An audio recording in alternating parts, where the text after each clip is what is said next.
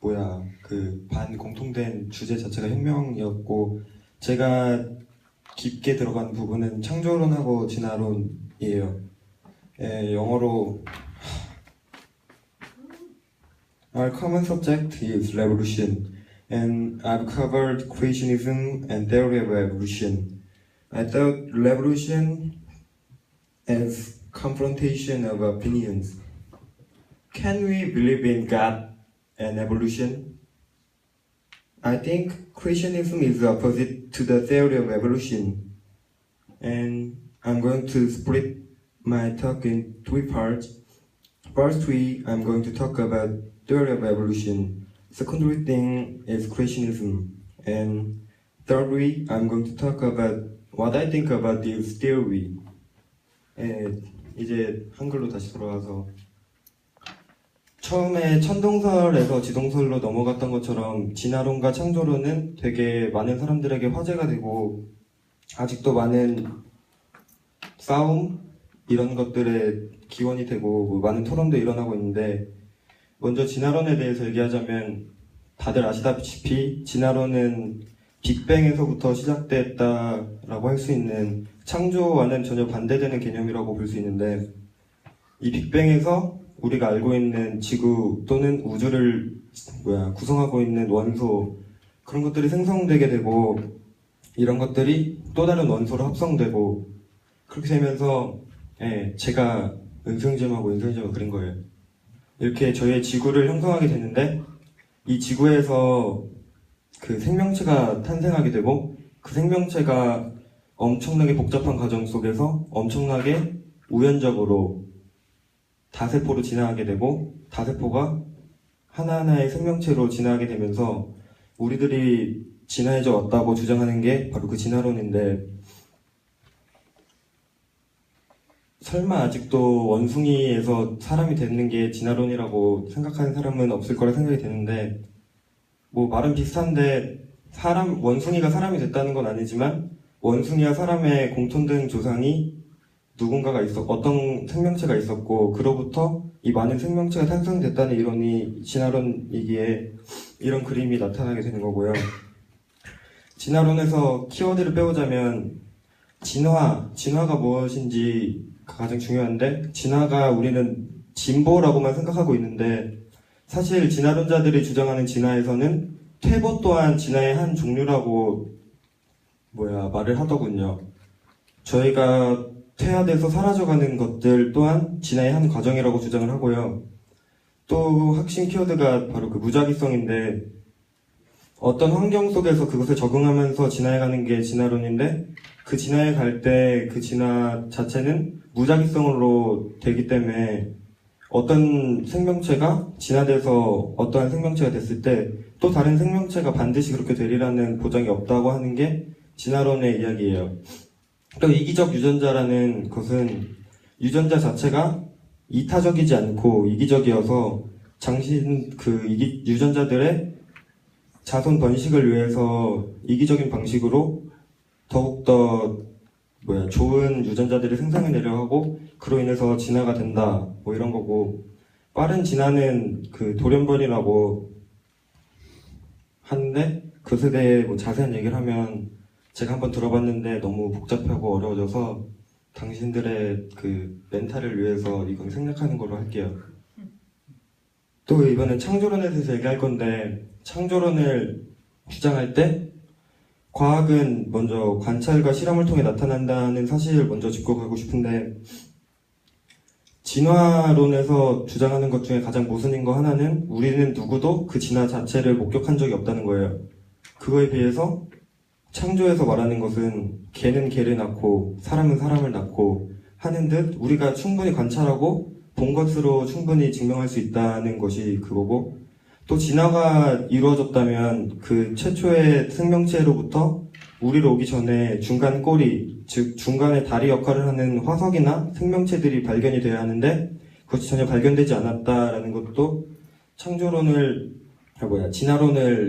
모순됐다고 말할 수 있는 그 증거 중 하나고, 또한 성경 속에서 나왔던 노아 홍수가 많은 지질학적 증거들이 있는데 그것들에 대해서 얘기하려고 합니다. 이거는 고양이랑 고양이 새끼인데 보시다시피 고양이가 고양이를 낳았지 고양이가 개를 낳진 않았잖아요. 이런 식으로 저는 창조론자하고 진화론자하고 토론하는 거 봤는데 되게 재밌었어요.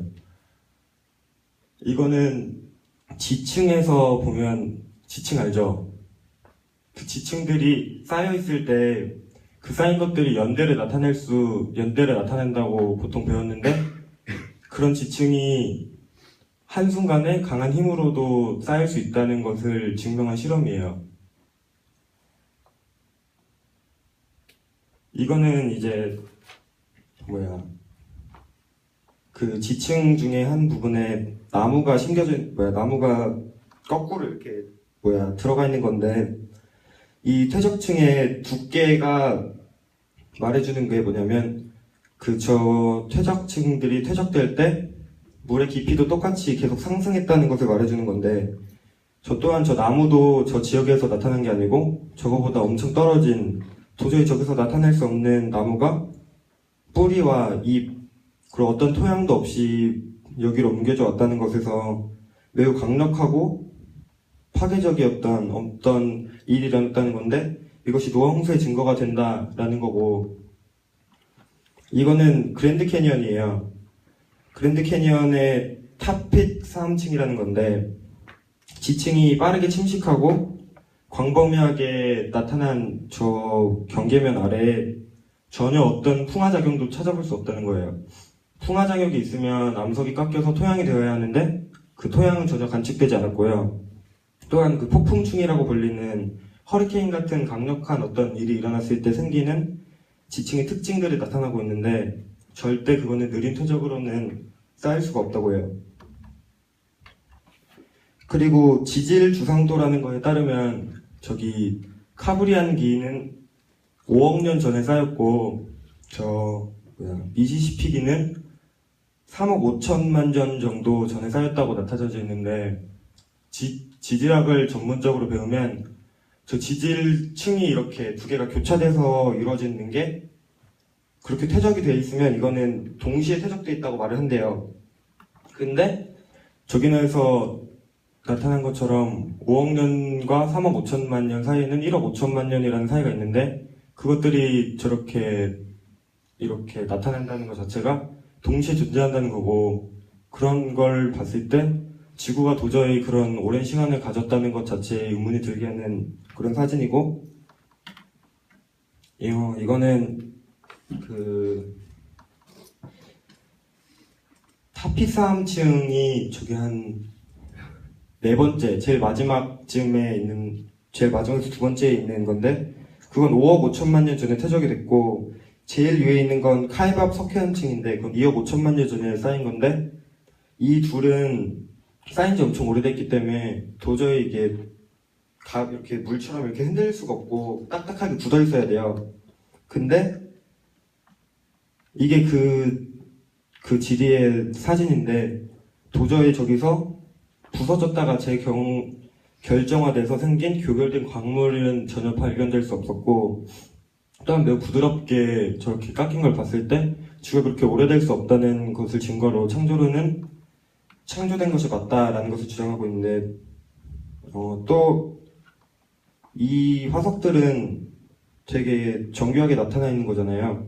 심지어 저 생선은 자기가 생선을 먹다가 화석이 된 건데 저런 급격한 화석이 생성되려면 엄청나게 빠른 사이에 퇴적이 되어야 하는데 그 일반적인 퇴적으로는 저런 화석들이 도저히 생길 수 없고 심지어는 저런 히말라야 같은 산에도 이런 해양 화석들이 나타나 있는데 이런 화석들이 어떻게 저 높은 산 위에 올라가 있었을지를 생각해 보면서 또한 더 진화론과 또 창조론 그리고 유신적 진화론이라고 창조는 되었는데 창조된 이후에 진화가 되었다라는 이론들을 살펴보면서 더욱더 창조론이 사실이구나를 가슴으로만 아는 게 아니라 이제 머리로도 더욱더 알 수 있는 유익한 시간이었어요. 발표는 여기까지입니다.